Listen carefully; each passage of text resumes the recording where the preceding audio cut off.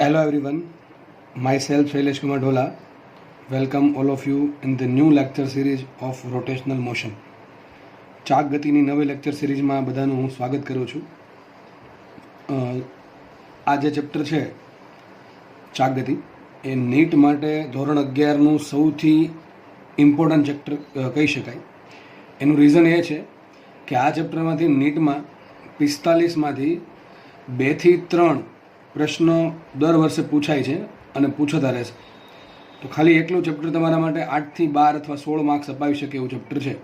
એટલે આપણે એને જરા પણ સ્કીપ કરી શકીએ નહીં. ચેપ્ટર બહુ ઇન્ટરેસ્ટિંગ છે અને પ્રેક્ટિકલ લાઈફમાં આપણે ચાક ગતિ એટલે કે રોટેશનલ મોશનથી ઘેરાયેલા જ હોઈએ છીએ. એટલે થોડુંક પ્રેક્ટિકલ એક્ઝામ્પલ આપીને પણ સમજવામાં અને ઘણું ઇઝી પડે. બરાબર છે. તો આપણે જો ચેપ્ટર જે છે એ થોડુંક લેન્ધી ચેપ્ટર છે, વેઇટેજ વધારે છે એટલે લેન્ધી પણ છે. થર્મોડાયનેમિક્સની જેમ આનું વેઇટેજ બહુ વધારે છે. મેં તમને કીધું એ પ્રમાણે થર્મોડાયનેમિક્સમાં પણ 2 થી 3 પ્રશ્ન પૂછાશે અને ચાક ગતિમાંથી પણ 2 થી 3 પ્રશ્ન પૂછાશે. જેમાં 1 થી 2 પ્રશ્ન તમે આ ચેપ્ટરમાંથી ગણી શકો. જો કે 25 ક્વેશ્ચન થઈ ગયા છે એટલે નોર્મલી એક ક્વેશ્ચન પૂછાય છે. પણ આ ચેપ્ટરનો યુઝ ગમે ત્યાં થશે તમારે. ધોરણ 11માં, ધોરણ 12ના કોઈ પણ ચેપ્ટરમાં આ ચેપ્ટરનું કંઈક થોડુંક ઇન્ક્લુઝન તમને જોવા મળશે. કોઈ દાખલો પૂછાણો તો એમાં ઘણી વખત આપણે ચાક ગતિના અને રેખીય ગતિના સમીકરણોનો ઉપયોગ કરવાનો થાય છે. તો એ દૃષ્ટિએ પણ આ ચેપ્ટર ઘણું ઇમ્પોર્ટન્ટ થઈ જાય. કેમ કે ઘણી વખત દાખલો સ્ટાર્ટ કરવામાં આ ચેપ્ટરની જરૂર પડે. હવે ઘણાને કેવું હોય કે કોઈ ચેપ્ટર ચાલતું હોય તો એના ફંડામેન્ટ્સ ક્લિયર હોય, પણ એમાં જ્યારે કંઈ વચ્ચે ચાક ગતિનું કે રેખીય ગતિનું સમીકરણ વાપરવાનું થાય તો પાછું એ ગોખવું પડે કે આ બધું ક્યાંથી આવ્યું છે. તો એક્ઝેક્ટલી આપણે જો વસ્તુ વ્યવસ્થિત સમજેલી હોય, કોન્સેપ્ટ ક્લિયર હોય તો ક્યારેય પણ કોઈ વાંધો આવતો છે નહીં. હવે તો ટ્રેન્ડ જ થઈ ગયો છે. જે દાખલા પૂછાય છે એમાં એક કરતાં વધારે ચેપ્ટર ભેગા કરીને દાખલો બનાવો એટલે કે થોડુંક છોકરાઓની રિઝનિંગ અને ક્રિટિકલ થિંકિંગ કેપેબિલિટી પણ વિકસાવી ચેક કરી શકે એ લોકો, કે એવું માનીને કે ભાઈ છોકરો છે એ કોઈ 2 ચેપ્ટર અથવા કોઈ કોન્સેપ્ટ છે ને કઈ રીતે સમજેલો છે. તો આપણા ચેપ્ટર ઘણું ઇમ્પોર્ટન્ટ છે. મેં કીધું એ પ્રમાણે ચેપ્ટર લેન્ધી છે એટલે આપણે શું કરશું અને અલગ અલગ ભાગમાં ડિવાઈડ કરશું. તો જો પહેલો ભાગ આપણે સ્ટાર્ટ કર્યો છે એમાં તમને જોવા મળશે સિમ્પલ ચાક ગતિ એટલે કે રેખીય ગતિ જેવું ચેપ્ટર હશે. કોણીય પ્રવેગ છે, કોણીય વેગ છે, ટોર્ક છે, બરાબર, એ બધું જોશું આપણે ડિટેલ્સમાં. ત્યારબાદ બીજો ભાગ જે હશે એમાં હશે મોમેન્ટ ઓફ ઇનર્શિયા એટલે કે જડત્વની ચાક માત્રા. એ પણ એમાંથી એક પ્રશ્ન ડેફિનેટલી પૂછાય જ છે, બરાબર છે. તો બીજા ભાગમાં આપણે જડત્વની ચાક માત્રા ભણશું. અને ત્રીજો ભાગ જે છે એ છે રોલિંગ મોશન. અને રોલિંગ મોશનમાંથી પણ નીટમાં એક પ્રશ્ન ડેફિનેટલી દર વર્ષે હોય જ છે. તો રોલિંગ મોશન આપણે ટૂંકમાં 3 ભાગ પાડ્યા. બેઝિક્સ બધું લેશું રેખીય ગતિની જેમ, બરાબર છે. ટોર્ક, કોણીય વેગમાન, કોણીય પ્રવેગ, એ બધું આપણે જોશું. ત્યારબાદ જોશું આપણે જડત્વની ચાક માત્રા, એ આપણે અલગ લેક્ચર સિરીઝ બનાવશું આખી એની. અને છેલ્લે જોશું આપણે રોલિંગ મોશન. તો આ પ્રમાણે આપણે ચેપ્ટરને વિધિવત રીતે પૂરું કરીશું.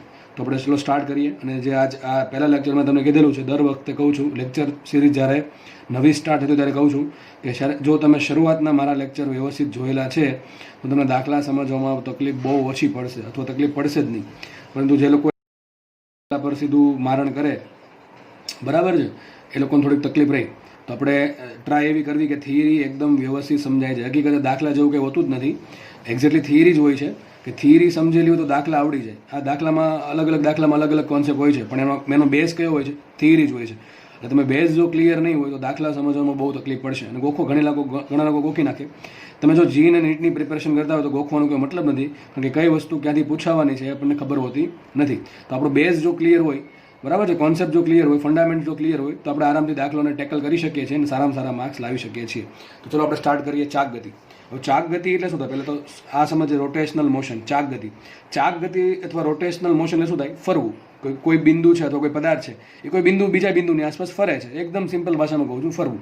તમે મારો લેક્ચર જો અત્યારે આ જો લેક્ચર તમે કોઈ રૂમમાં બેસી નિહાળી રહ્યા હોય અને તમારી પર ફેન ફરતો હોય તો ફેન ઉપર થોડુંક ધ્યાન કેન્દ્રિત કરો તો શું થાય છે? ફેનના જેટલા બી પેલી બ્લેડ હોય અથવા પાંખડા હોય ગુજરાતી ભાષામાં, અથવા બ્લેડ હોય તો ધારો કે 2 કે 3 બ્લેડ છે તો એ બ્લેડ ફરતી હશે તો પંખામાં વચ્ચે એક સેન્ટર ભાગ હશે અને સેન્ટર ભાગને ઉપર છતાં લટકાવવા માટે એક દાંડી હશે, બરાબર, સપોર્ટ તરીકે ઊભી એક દાંડી હશે જેને આપણે કહેશું ભ્રમણાક્ષ. શું કહેશું? ભ્રમણ પ્લસ અક્ષ એટલે ભ્રમણાક્ષ.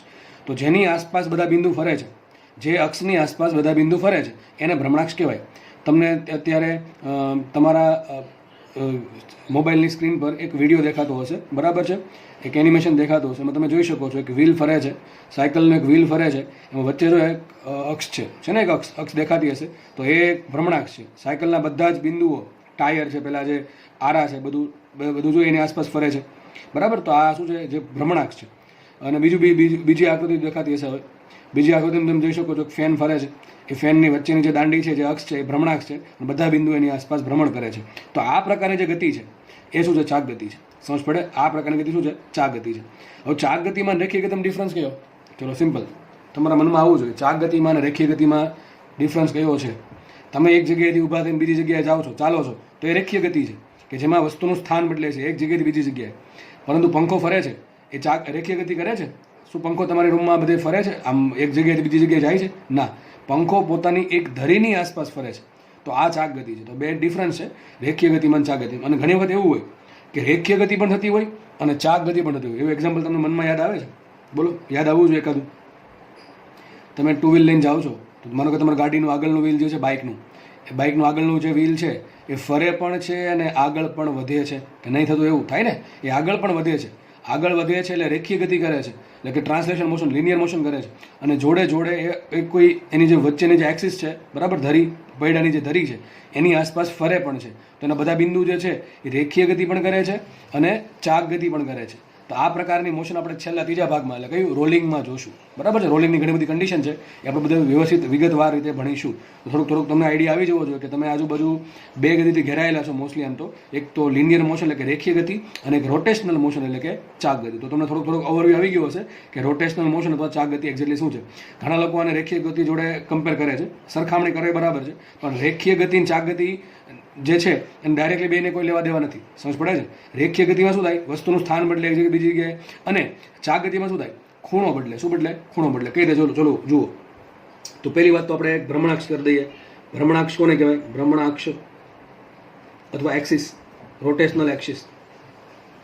તો બધા કણો જે એક્સિસની આસપાસ ફરતા હોય, ચાક ગતિ કરતા હોય, એ એક્સિસને કહેવાય ભ્રમણાક્ષ. તો બે કિસ્સા છે આમાં.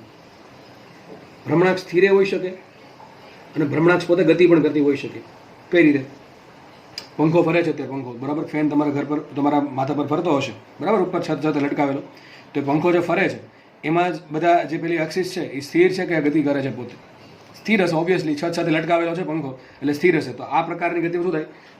એક ચાક ગતિ જ છે, પણ એમાં શું થાય? ભ્રમણાક્ષ સ્થિર છે. અને બીજું એક્ઝામ્પલ તમને હવે યાદ આવવું જોઈએ, હમણાં જ કીધું મેં કે એવી કોઈ ચાક ગતિનું એક્ઝામ્પલ યાદ આવે તમને કે જેમાં ભ્રમણાક્ષ પોતે સ્થિર ના હોય? બોલો, વિચારો જલ્દી, યાદ આવવું જોઈએ. કયું એક્ઝામ્પલ હોઈ શકે એનું? અરે મેં હમણાં કીધું, બાઇકનું જે વ્હીલ છે એની જે ટૂંકમાં ધારો કે બાઇકનું વ્હીલ છે, સપોઝ આ પ્રમાણે બાઇકનું વ્હીલ છે અને એનું સેન્ટર પાર્ટ છે, બરાબર છે. તો આ જે બધા બિંદુઓ છે વ્હીલ પરના જેટલા બી બિંદુઓ છે એ બધા આ ભ્રમણાક્ષની આસપાસ ફરે કે નહીં પડતા? અને જોડે જોડે આ જે વ્હીલ છે એ પોતે આગળ પણ વધે છે. તો અહીંયા જો રોટેશનલ મોશન થઈ, અહીંયા રોટેશનલ મોશન થઈ, બરાબર છે, વ્હીલ પોતે ફરે છે, બરાબર, અને જે બાઇક છે એનું પૈડું આગળ પણ વધે છે. તો અહીંયા જે ભ્રમણાક્ષ જે છે, આ ભ્રમણાક્ષ એ પોતે સ્થિર નથી, એ ભ્રમણાક્ષ પોતે ગતિ કરે છે, બરાબર, રસ્તા પર સુધી ગતિ કરે છે. અને જે પેલું વ્હીલ છે, તો ટૂંકમાં તમને કીધું એ પ્રમાણે ભ્રમણાક્ષ છે એ સ્થિર હોઈ શકે અને ગતિ કરતી પણ હોઈ શકે. આપણે શરૂઆતમાં જે ભણશું એ આ કિસ્સો ભણશું કે ભ્રમણાક્ષ સ્થિર છે, બરાબર છે. શું ભણશું આપણે? એવી ચાક ગતિનો અભ્યાસ કરશું કે જેમાં શરૂઆતમાં ભ્રમણાક્ષ સ્થિર છે, અને પછી એવું પણ ભણશું કે જે ભ્રમણાક્ષ છે ગતિ કરતી હોય. ટૂંકમાં એ ભાગ છે આપણે રોલિંગમાં ભણશું, એટલે કે આ ચેપ્ટરનો ભાગ 3, બરાબર છે, થર્ડ પાર્ટમાં આપણે અભ્યાસ કરશું. તો અત્યારે હું રિપીટ નહીં કરું હવે કે આપણે જે પણ અભ્યાસ કરશું અત્યારે આ ફર્સ્ટ પાર્ટમાં, એમાં ભ્રમણાક્ષને આપણે સ્થિર રાખીશું અને બાકી બધી વસ્તુ, બધી રાશિઓનો અભ્યાસ કરીશું. સમજ પડે ગઈ? તો જસ્ટ તમને આ લેક્ચરમાં તમને જસ્ટ ઓવરવ્યૂ આપું છું કે એક્ઝેક્ટલી શું થાય છે, બરાબર. તો ચલો આપણે ભ્રમણાક્ષ સમજીએ. હવે આગળ વધીએ. નેક્સ્ટ આપણે જે સમજવાનું છે એ છે દઢ પદાર્થ. દઢ પદાર્થ એટલે કે રિજિડ બોડી. Rigid body. હવે એકદમ સિમ્પલ વ્યાખ્યા છે. દઢ પદાર્થ કોને કહેવાય? એવો પદાર્થ કે જેના પર તમે બળ લગાડો છો છતાં એના બે બિંદુ વચ્ચે નહીં. કે તમે એક પદાર્થ તમે બનાવ્યો, બરાબર છે, કોઈ બી પ્રોસેસ કરીને તમે, બરાબર છે, એક પદાર્થ તમે બનાવ્યો, આ પદાર્થ પર બળ લગાડો છો. તો કે આ પદાર્થને આપણે બે સાઈડથી ખેંચીએ. સપોઝ કે ખેંચા પહેલાં એક બિંદુ અહીંયા હતું, એક કણ અહીંયા છે, બીજો કણ અહીંયા છે, બંને વચ્ચે અંદર સપોઝ કે છે અંતર આર. કેટલું અંતર છે? આર અંતર છે. હવે આ પદાર્થને ખેંચું છું, ખેંચવા છતાં, બળ લગાડવા છતાં પદાર્થના બે બિંદુ વચ્ચેનું અંતર બદલતું ના હોય તો બધાને દઢ પદાર્થ કહેવાય. શું પોસિબલ છે કે કોઈ પદાર્થ પર તમે બળ લગાડો છો અને એ પદાર્થના બે બિંદુ વચ્ચેનું અંતર હંમેશા અચળ જ રહે? એવું પોસિબલ નથી. થોડુંક અંતર તો વેરી થશે, બરાબર. ટેન્શન લાગે છે બે સાઈડથી, બરાબર છે, તણાવ બળ લાગે છે, એટલે શું થશે, બે બિંદુ વચ્ચે અંતર વધશે. કારણ કે આ જ્યાં સુધી એની પાસે ઇન્ટરનલ રેઝિસ્ટન્સનો જે સ્ટ્રેસ છે, સ્ટ્રેસ ઉત્પન્ન થશે, અને જ્યાં સુધીની એક લિમિટ છે ત્યાં સુધી એ પોતે સામનો કરશે. પછી એવું બને કે આમાં ક્રેકિંગ થઈ જાય. એ બધું ડિપેન્ડ કરે કે મટીરિયલ કયું છે, બ્રિટલ મટીરિયલ છે કે ડક્ટાઇલ મટીરિયલ છે. આપણે એમાં નથી પડવું, આ ચેપ્ટર એના વિશે નથી. એ ચેપ્ટર કયું છે, ઘન પદાર્થના યાંત્રિક ગુણધર્મો, તેમાં તમને સમજાયેલું છે બધું, બરાબર છે, ક્રેકિંગ મિકેનિઝમ બધું. તો ચલો આપણે જોઈએ. તો દઢ પદાર્થ હકીકતે પ્રેક્ટિકલમાં પોસિબલ નથી. તો દઢ પદાર્થ સિમ્પલ ખાલી ફંડામેન્ટ શું છે, એવો પદાર્થ કે જેના પર બળ લાગે છતાં તેના બે બિંદુ વચ્ચેનું અંતર બદલાતું ન હોય, બરાબર. ધારો કે ત્રીજું બિંદુ છે, તો ટૂંકમાં બધા બિંદુ વચ્ચે અંતર કેવું રહેતું, અફર જળવાઈ રહેતું હોય, તેવા પદાર્થના દઢ પદાર્થ કુદરતમાં છે જ નહીં, અવેલેબલ જ નથી, બરાબર છે. પણ આ એવું માની શકો કે અમુક પદાર્થ અમુક કન્ડિશન સુધી દઢ પદાર્થ તરીકે વર્તી શકે. જેમ કે માનો કે તમે એક ડાયમંડ લઈ લો, ડાયમંડ, સપોઝ કે ડાયમંડ લઈ લઈએ આપણે, ડાયમંડ છે, બરાબર. સપોઝ ડાયમંડ લઈ લઈએ આ રીતે, તો ડાયમંડ છે એમાં એના પર બળ લાગશે, બરાબર. તો એને લગભગ એને કંઈ ફરક નહીં પડે, કારણ કે ડાયમંડ છે એ હાર્ડેસ્ટ મટીરિયલ છે. કેવું છે, હાર્ડેસ્ટ મટીરિયલ અથવા હાર્ડ મટીરિયલ છે, એટલે થોડુંક ઓછું બળ લાગે તો કંઈ ફરક પડશે નહીં. એવું નથી કે એને કંઈ ફરક નહીં પડે, અનંત ન્યૂટનનું બળ લગાડું અને છતાં પણ ડાયમંડ છે ને કંઈ ફરક ન પડે એવું જરૂર નથી. આપણે એમ કહી શકીએ કે અમુક લિમિટ સુધી જો ડાયમંડ પર બળ લાગે તો એમાં કંઈ ફરક પડશે નહીં. તો એટલી લિમિટ સુધી ડાયમંડને આપણે રિજિડ પદાર્થ ગણી શકીએ. માનો કે આપણે પાસે લોખંડ છે, લોખંડની કોઈ પટ્ટી છે, અને માનો કે તમે બે સાઈડથી ખેંચો છો, થોડુંક જ બળ આપ્યું, તો થોડાક બળના કારણે લગભગ એના બે બિંદુ વચ્ચે અંદર થોડુંક તો વધશે, પણ આપણે એને નેગ્લેક્ટ કરશું. તો આ કિસ્સામાં લોખંડની પટ્ટી પણ આપણા માટે દઢ પદાર્થ છે. તો હકીકત કીધું પ્રેક્ટિકલમાં કોઈ દઢ પદાર્થ છે નહીં, પરંતુ આપણે આપણા હિસાબના અનુસાર બળ જે લાગે છે એના આધારે એમ કહી શકીએ કે ભાઈ આમાં થોડુંક વેરિએશન આવશે, બે બિંદુ વચ્ચે, બે અંતર વચ્ચે, બે કણો વચ્ચેના અંતર વચ્ચે થોડુંક વેરિએશન આવે તો એ આપણે માટે શું કે આપણે છે ને એક્સેપ્ટ કરીશું, અને આ પદાર્થને આપણે લગભગ રિજિડ પદાર્થ ગણીશું. હવે રિજિડ પદાર્થ એવો પદાર્થ છે કે જેમાં વિરૂપણ, મેં કીધું એ પ્રમાણે, વિકૃતિ ઉત્પન્ન થાય નહીં. અને બસ આટલું સમજવાનું છે કે રિજિડ પદાર્થ છે એમાં બે બિંદુ વચ્ચેનું અંતર અફર જળવાઈ રહે છે, એટલે પ્રેક્ટિકલમાં કોઈ પદાર્થ દઢ પદાર્થ નથી. તો આપણે આ ચેપ્ટરમાં જે અભ્યાસ કરશું એ અભ્યાસ કરશું દઢ પદાર્થ માટે. કોના માટે કરશું? દઢ પદાર્થ કે રિજિડ બોડી માટે, બરાબર છે. આપણે જે પદાર્થ પર બળ લગાડીશું, ટોર્ક લગાડીશું, એના કારણે પદાર્થના કોઈ વિકૃતિ ઉત્પન્ન નથી થતી, બરાબર છે, એ આપણે ધ્યાનમાં રાખીશું, બરાબર. તો બીજી વાત આ છે. હવે આપણે ચેપ્ટરમાં પ્રવેશ કરીએ. આ તો જસ્ટ ખાલી ઉપર છેલ્લી માહિતી હતી કે ભ્રમણાંક શું છે, દઢ પદાર્થ શું છે. હવે આપણે એક્ઝેક્ટલી અંદર જઈએ. ચલો, હું પહેલી વાત કહી દઉં, પહેલી છેલ્લી વખત એક જ વખત કહીશ. ચાક ગતિ તમારે જો ઇઝીલી યાદ રાખવું હોય, ચાક ગતિ તમારે જો ઇઝીલી યાદ રાખવું હોય તો એને સમગ્ર રીતે રેખીય ગતિ સાથે કમ્પેર કરી દો. જે સૂત્ર રેખીય ગતિમાં ચાક ગતિમાં આવશે, ક્યાં સુધી? પહેલા તો ચેપ્ટર નંબર 3 એક પરિમાણમાં રેખીય ગતિ, પછી ચેપ્ટર નંબર 4 દ્વિપરિમાણમાં રેખીય ગતિ, ચેપ્ટર નંબર 5, ચેપ્ટર નંબર 6. દર વખતે વિદ્યાર્થીઓને કહું છું કે તમને જો રેખીય ગતિ આવડે છે તો તમારે ચાક ગતિમાં કોઈ ટેન્શન નથી. કયા? પહેલા ફર્સ્ટ પાર્ટમાં, બરાબર છે. ફર્સ્ટ પાર્ટ જે છે મેં તમને કીધું, બરાબર છે.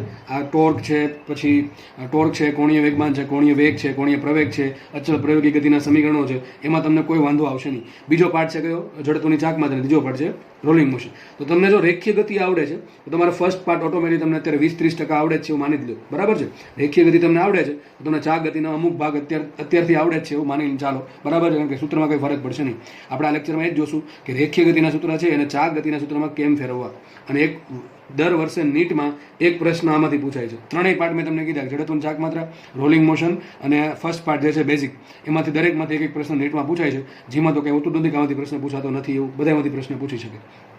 અને એનું કારણ છે જેમાં આટલા બધા પેપર લેવાય છે એટલે એવું નહીં લાગે ખાલી જડત્વની ચાક માત્રામાંથી 8 પેપરમાં પ્રશ્ન પૂછું, એ ગમે નથી પ્રશ્ન પૂછશે. એટલે જીવાળા જે લોકો છે એના ભાગમાં ગમે નથી પ્રશ્ન આવી શકે છે.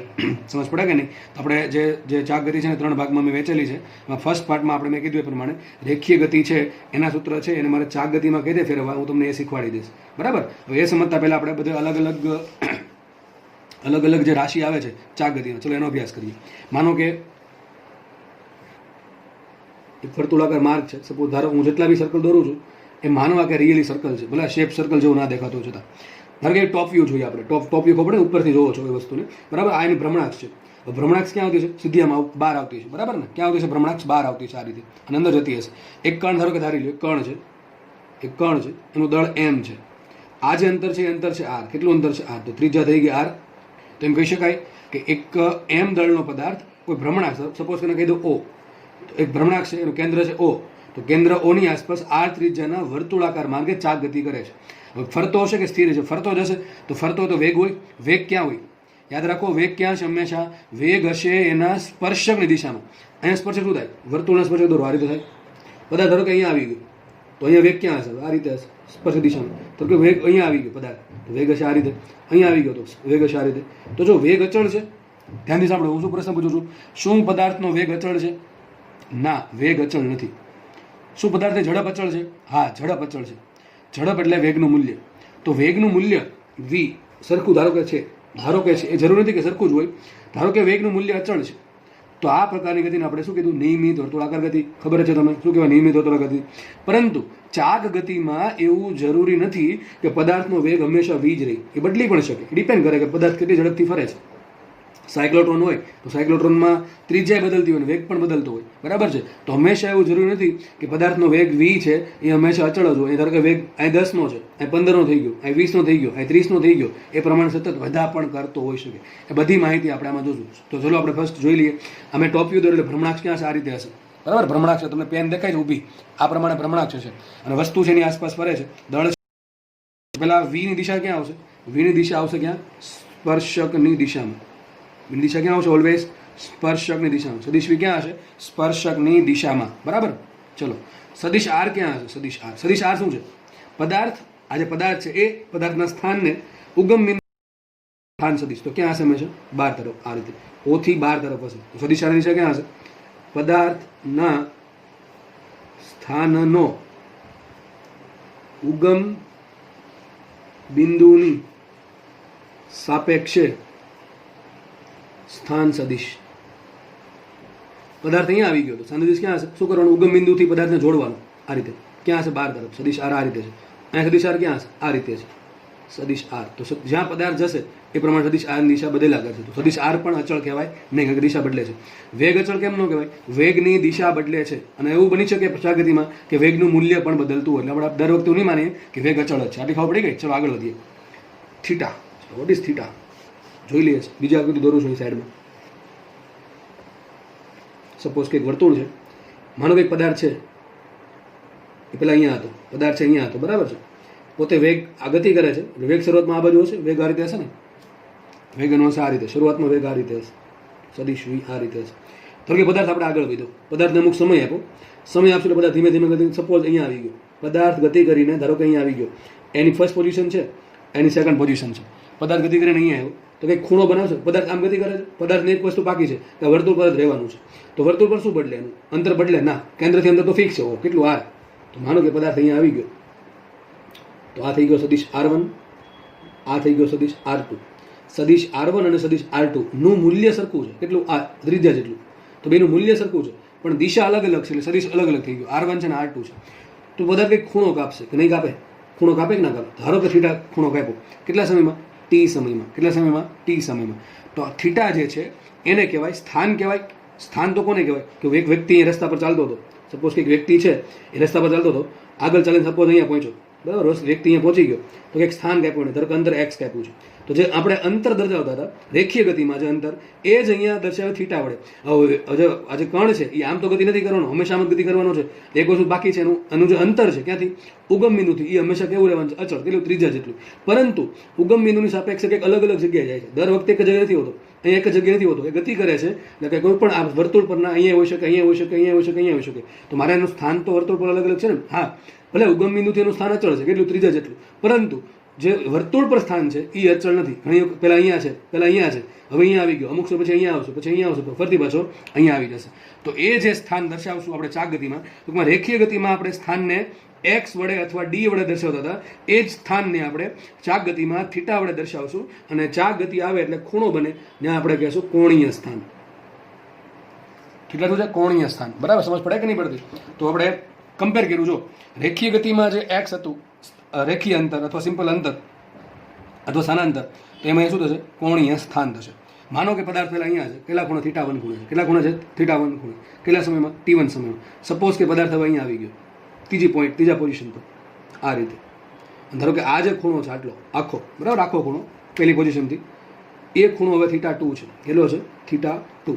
અથવા તમે એમ કહી શકો કે આ ખૂણો થીટા 0 છે, સમય t0 છે, બરાબર છે ને. હવે ખૂણો થઈ ગયો થીટા. તો જો અહીંયા સ્થાન બદલ્યું કે ના બદલ્યું, સમય વધશે એટલે સ્થાન બદલતું જશે, તો આને શું કહે? કોણીય સ્થાન બદલશે ને, કારણ કે પહેલાં ખૂણો થીટા 1 હતો, આપણે અહીંયા હતું, ધારો કે પહેલાં સ્થાન x1 હતું, કદાચ હજી આગળ ગયો તો હવે ધારો કે અંતર થઈ ગયું એનું x2. તો આપણે મને સેકન્ડ શું કહેતા? સ્થાનાંતર. શું કહેતા? સ્થાનાંતર. તો એ જ રીતે અહીં શું આવશે? Delta theta. શું આવશે અહીંયા? Delta x. યાદ કરો, ડેલ્ટા એક્સ બરાબર શું થાય? કોણીય સ્થાનાંતર. તો શું આવતું? x2 minus x1. એ જ પ્રમાણે અહીંયા ડેલ્ટા થીટા શું આવશે? કોણીય સ્થાનાંતર. કોણીય સ્થાનાંતર એ પદાર્થનો ખૂણો. તો આમ કહી શકો ડેલ્ટા થીટા બરાબર θ2 માઇનસ θ1. સિમ્પલ. અત્યારે હજી બેઝિક સમજાવું છું, બરાબર. એમાં કોઈ ડિટેલમાં આપણે કંઈ શીખા જ નથી હજુ. અહીંયા વેગ ક્યાં હશે? આ રીતે હશે. વેગ આ રીતે હશે. અહીંયા વેગ હશે આ રીતે, બરાબર છે. વેગ v. જો વેલ્યુ સરખી રહેતી હોય તો, બરાબર છે. આગળ વધીએ આપણે. નેક્સ્ટ જે પોઝિશન છે એ છે ઓમેગા. નવી રાશિ છે ઓમેગા. What is omega? ચલો મને એમ કહો, હું એમ કહું કે એક વસ્તુ છે, એ ધ્યાન રાખો, એક વસ્તુ છે એ એનું સ્થાન 5 મીટરનું અંતર ધારો કે 1 સેકન્ડમાં કાપી લે. શું કહું છું? એક વ્યક્તિ છે કે વસ્તુ છે એ 5 મીટરનું અંતર 1 સેકન્ડમાં કાપી લે છે. તો અહીંયા આપણે નવું ખબર હોય તમને વેગ લેવા હતા. શું લેવા હતા? વેગ. વેગ કોને કહેવાય? કેટલું અંતર કાપે કેટલા સમયમાં. તો કેટલો વેગ આવશે? v બરાબર 5 મીટર પર સેકન્ડ. તો જેવો વેગ હતો, વેગ શું બતાવે છે? કે સ્થાન છે, અંતર છે, એ કેટલા સમયમાં વસ્તુ કાપે છે. જો ઓછા સમયમાં વધારે અંતર કાપે તો વેગ વધારે હોય. સીધી વાત છે કે નહીં? તમે ધારો કે કોઈ વ્યક્તિ છે એ 1 સેકન્ડમાં 15 મીટર અંતર કાપે છે કોઈ બી રીતે, તો એનો વેગ વધારે છે. તો વેગ શું બતાવે? સમય સાથે સ્થાન કેટલું બદલે છે, કેટલું અંતર કાપે છે, કેટલું સ્થાનાંતર કરે છે, એ વેગ બતાવે છે. તો એવું જ રાશિ છે કોણીય વેગ. કે થીટા જે છે એ કેટલી ફટાફટ બદલે છે, સમય બદલે છે એની આધારે થીટા કેટલો બદલે છે. માનો કે કોઈ પંખો છે એ ધારો કે 1 સેકન્ડમાં 90 ડિગ્રીએ પહોંચે છે. એક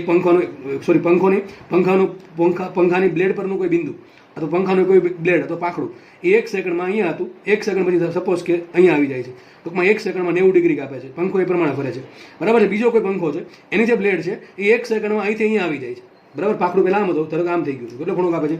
180 ડિગ્રીનો. તો કાંઈક તો બેમાં છે. બેમાં પહેલા ખૂણો કેટલો કાપે છે? 90 ડિગ્રીનો ખૂણો કાપે છે. આ કેટલો ખૂણો કાપે છે? 180 ડિગ્રીનો. સમય કેટલો લાગ્યો બેને? સરખો. તો કેટલા ઝડપથી ખૂણો બદલે છે? ઓમેગા શું બતાવે છે? કેટલી ઝડપથી ખૂણો વધે છે, બરાબર. કેટલા સમયમાં કેટલો ખૂણો વધે એ સિમ્પલ કહેવાય ઓમેગા. તો ઓમેગા શું આવશે? રેખીય ગતિમાં જેમ વેગ છે એમ ચાક ગતિમાં આવશે કોણીય વેગ. એટલે કે ખૂણો કેટલો બદલે છે. યાદ કરો સૂત્ર શું હતું વેગનું? વેગ બરાબર શું હતું? યાદ કરો, v બરાબર શું હતું? Delta x by delta t. તો સેમ રીતે ઓમેગા બરાબર શું આવશે? Delta theta upon delta T.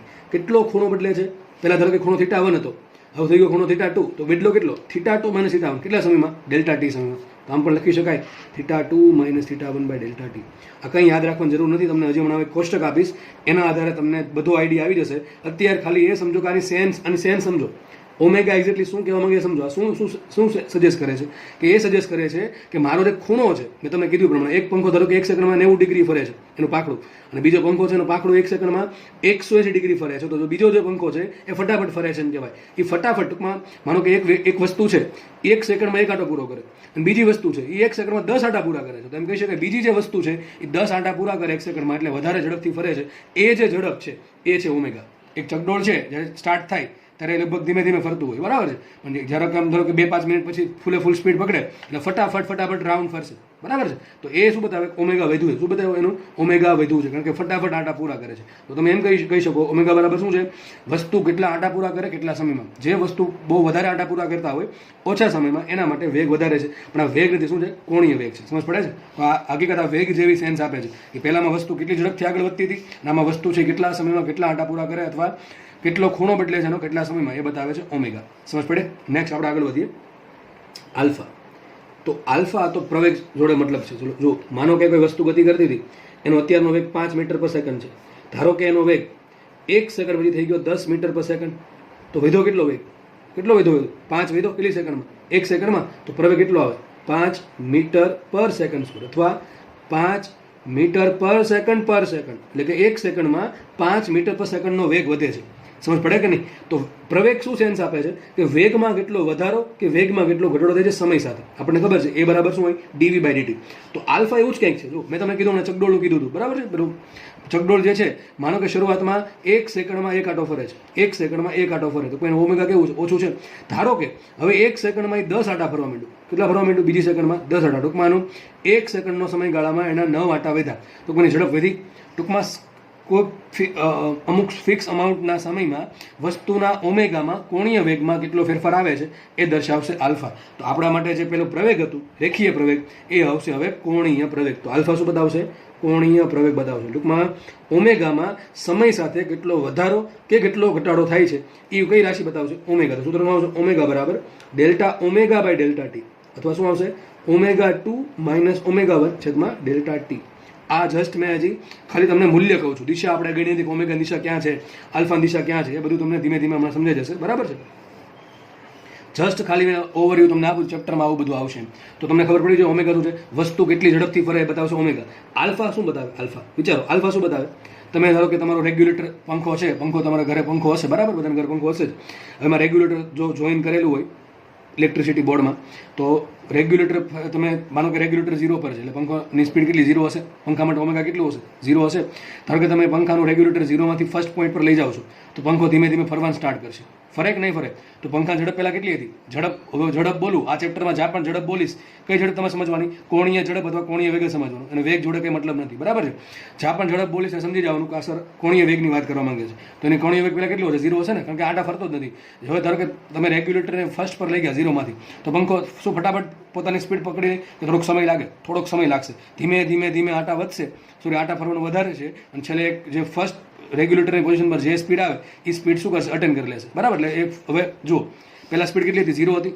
ધારો કે હવે 10 આંટા ફરે છે, તો 0 થી 10 સીધું થઈ જશે કે થોડોક સમય લાગશે? સમય લાગશે કે નહીં લાગે? તો શું ઉત્પન્ન થાય? આલ્ફા ઉત્પન્ન થાય. શું ઉત્પન્ન થાય? આલ્ફા. કેમ આલ્ફા ઉત્પન્ન થાય? અરે ભાઈ, જ્યાં ઓમેગા વધે કે ઘટે એની આલ્ફા આવે, બરાબર છે? હવે ધારો કે રેગ્યુલેટર 1 પર છે ને 10ની સ્પીડે ફરે છે, બરાબર છે? હવે રેગ્યુલેટર તમે 1 પર જ રાખો છો, તો સ્પીડ કેટલી છે? 10 જ હશે.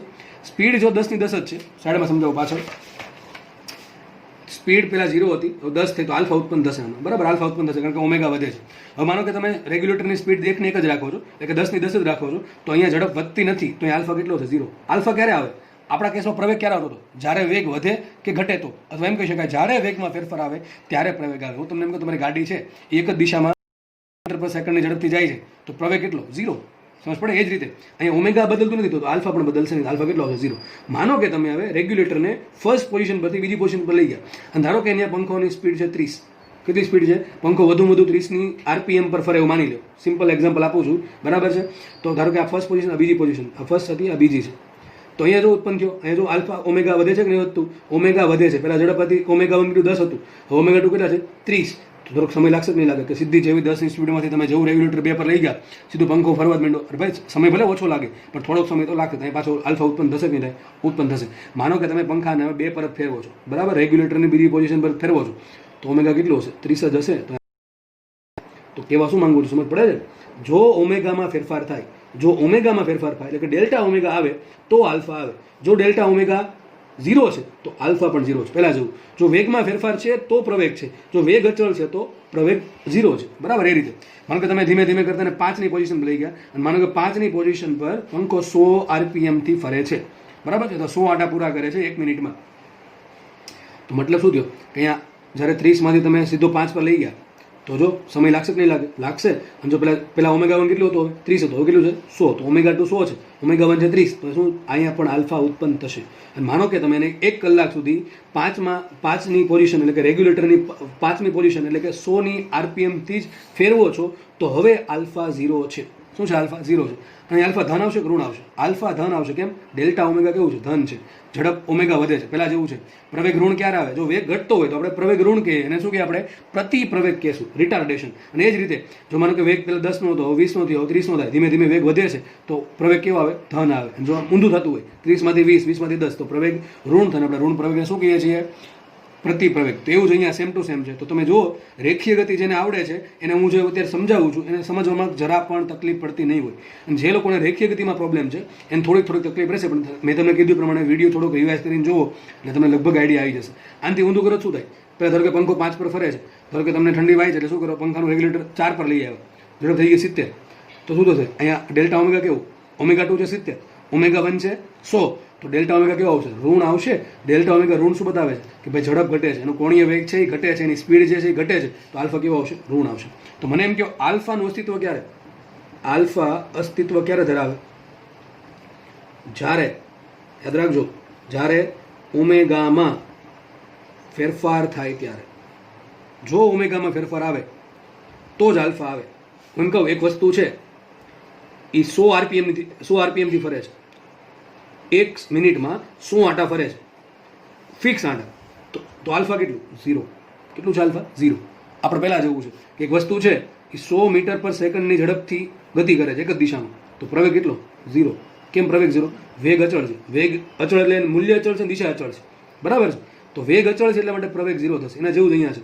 તો હકીકતે આલ્ફાનો જન્મ ક્યાં થાય, જ્યારે ઓમેગામાં ચેન્જ આવે. તો ઓમેગામાં ચેન્જ બે રીતે આવી શકે, ઓમેગા વધી પણ શકે અને ઓમેગા ઘટી પણ શકે. અત્યારે ધારો કે તમે 100 આરપીએમ પર કોઈ વસ્તુને ફેરવો છો, એની જગ્યાએ જો તમે એને 200 આરપીએમ પર ફેરવો તો ઓમેગા વધશે, તો ઓમેગા કેટલો આવશે, આલ્ફા કેટલો આવશે, આલ્ફા બરાબર અંતિમ 200 માઇનસ પ્રારંભિક 100, તો 200 માઇનસ 6 છેદમાં સમય લેવો પડે, જે સમય આવતો હોય. અને હકીકત આના આરપીએમને પહેલાં રેડિયન પર સેકન્ડમાં ફેરવવું પડે પહેલાં તો, બરાબર. તો આપણે એ બધું જોવાનું જ છે, પણ જસ્ટ ખાલી અત્યારે તમને ઓવરવ્યુ આપું કે આલ્ફાનું અસ્તિત્વ ક્યારે હોય, તો તમને થોડોક આઈડિયા આવી ગયો હશે ચેપ્ટર વિશે કે ચેપ્ટરમાં એક્ઝેક્ટલી શું આવવાનું છે. તો આલ્ફા છે, સમજ પડે છે આલ્ફા શું છે એક્ઝેક્ટલી, જે રેખીય પ્રવેગ બતાવે એ જ વસ્તુ આલ્ફા બતાવે છે. તો અહીંયા આપણે આલ્ફાની કહાની પૂરી કરીએ છીએ. તો અત્યાર સુધી આપણે શું ભણ્યા, વેગ ક્યાં હોય હંમેશા, સ્પર્શની દિશામાં, આર ક્યાં હોય, પદાર્થના સ્થાનને ઉગમ બિંદુ સાપેક્ષે દર્શાવતો સ્થાન સદિશ. થીટા શું છે, જે અંતર હતું એ કોણીય સ્થાન છે અહીંયા થીટા.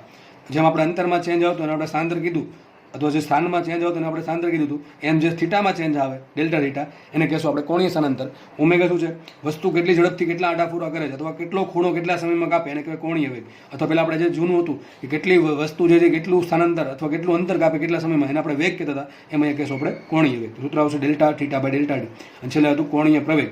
તો બધી રાશિ આપણે મેં તમને કીધું એ પ્રમાણે તમે જો આને રેખીય ગતિ જોડે કમ્પેર કરશો તો સમજવામાં કોઈ તકલીફ પડશે નહીં. બાકી ગોખીને થાકી દેશો તો દાખલામાં શું પૂછ્યું આઈડિયા આવશે નહીં, બરાબર છે. એટલે ગોખવો નહીં અત્યારથી જ આપણે, બરાબર છે. પછી આપણે આલ્ફા જોયું, તો આલ્ફા જે રેખીય પ્રવેગ છે એ જ એની જેવું જ કોણીય પ્રવેગ છે. અને આલ્ફાના અસ્તિત્વ ક્યારે હોય, જ્યારે ઓમેગામાં ચેન્જ આવે. તો વસ્તુ જે ફિક્સ આરપીએમ પર અથવા ફિક્સ ઝડપથી ફરતી હોય, અચળ કોણીય વ્યક્તિ ફરતી હોય, ત્યારે એના માટે આલ્ફા 0 હશે. હવે પંખો છે એ ફિક્સ આરપીએમ પર ફરે છે તો આલ્ફા 0 હશે. પંખાને તમે સ્પીડ ઘટાડો કે વધારો તો આલ્ફા ઉત્પન્ન થશે, બરાબર છે. તો આપણે કામ કરશું, હવે આપણે કોષ્ટક ભણીશું, અને કોષ્ટકમાં શું કરશું, એક સાઈડ લખશું આપણે રેખીય ગતિની રાશિ અને એક સાઈડ લખશું કોણીય ગતિ એટલે કે ચાક ગતિની રાશિ, અને બંનેને કમ્પેર કરશું અને જોડે જોડે તમારા સૂત્ર પણ યાદ રાખવાના છે. ચલો આપણે નેક્સ્ટ હવે એના તરફ આગળ વધીએ. એ વધતા પહેલાં તમને મેં જો એક વસ્તુ બતાવી દીધી છે, એક વિડીયો બતાવું છું. એ વિડીયોમાં તમે જોઈ શકો છો કે વેગ કઈ રીતે બદલે છે. જો એક વસ્તુ છે કોઈ બિંદુની આસપાસ અથવા ગ્રહ બીજો એક સેટેલાઇટ છે એ ગ્રહની આસપાસ ફરે છે, અને એનો વેગ જો ક્યાં હોય છે, હંમેશા સ્પર્શકની દિશામાં હોય છે. ક્યાં હોય છે વેગ, સ્પર્શકની દિશામાં. તો તમે એના પરથી ઓબ્ઝર્વ કરી શકો કે વેગ છે એ વેગનું મૂલ્ય કદાચ અચળ હોય પણ વેગની દિશા તો સતત બદલે છે, વેગની દિશા સતત બદલે છે. અને વેગની દિશા સતત બદલશે તો વેગ બદલે છે એમ કહેવાય. જો વેગ બદલતો હોય તો રેખીય પ્રવેગ ઉત્પન્ન થશે, અને જો વેગનું મૂલ્ય અચળ હોય અને માત્ર દિશા બદલતી હોય તો ઉત્પન્ન થશે કેન્દ્રગામી પ્રવેગ. એ તમને નેક્સ્ટ લેક્ચરમાં નેક્સ્ટ અમુક સ્લાઇડમાં ખબર પડી જશે, બરાબર છે. આપણે આગળ વધીએ, મેં કીધું એ પ્રમાણે કોષ્ટક તરફ. તો 1 બાય 1 રાશિ આપણે ભણતા જઈએ. ચલો પહેલું આ બાજુ લખી છે રેખીય ગતિની, આ બાજુ લખી છે એને કમ્પેરિઝનમાં ચાક ગતિની. ચલો યાદ કરો રેખીય ગતિ કદી સ્ટાર્ટ કર્યું તો આપણે સ્થાનથી. તો આપણે રેખીય ગતિમાં સ્થાનને આપણે એક્સ વડે દર્શાવતા હતા મોસ્ટલી, એક પરિમાણીય ગતિમાં એક્સ વડે અને ત્રિપરિમાણીય ગતિમાં આર વડે દર્શાવ્યું. તો અહીંયા શું આવશે, કોણીય સ્થાન. અહીંયા આવશે કોણીય સ્થાન થીટા, કોણીય સ્થાન થીટા, બરાબર. બીજું લઈએ, અહીંયા હતું સ્થાનાંતર, શું હતું ડેલ્ટા એક્સ. તો અહીંયા શું આવશે, કોણીય સ્થાનાંતર, હમણાં સમજાવ્યું એ પ્રમાણે શું આવશે, ડેલ્ટા થીટા. તમે જોડે જોડે કમ્પેર કરવી આ રીતે. ત્રીજું લઈએ, સ્થાનાંતર ભણ્યા હતા, પછી આપણે લીધું હતું સમય. ચલો સમય તો એ ફિક્સ જ હોય, શું હતું ડેલ્ટા ટી. તો અહીંયા પણ સમય તો ડેલ્ટા ટી જ હોય, સમયને કંઈ લેવા દેવા છે જ નહીં કોઈ જોડે, તમારી જોડે, મારી જોડે, ગતિ જોડે. ચોથું નેક્સ્ટ આપણે ગણીએ, પહેલાં લઈએ કોણીય, ચલો સોરી વેગ, રેખીય વેગ લઈએ. રેખીય વેગ, વેગ સદિશ રાશિ છે ને, કેવી રાશિ છે, વેગ સદિશ રાશિ. આ પ્રમાણે લખું છું, સદિશ વી બરાબર શું આપણે લખતા હતા, delta x by delta t. તો અહીંયા શું આવશે એની સામે? અહીંયા આવશે કોણીય વેગ. શું આવશે? કોણીય.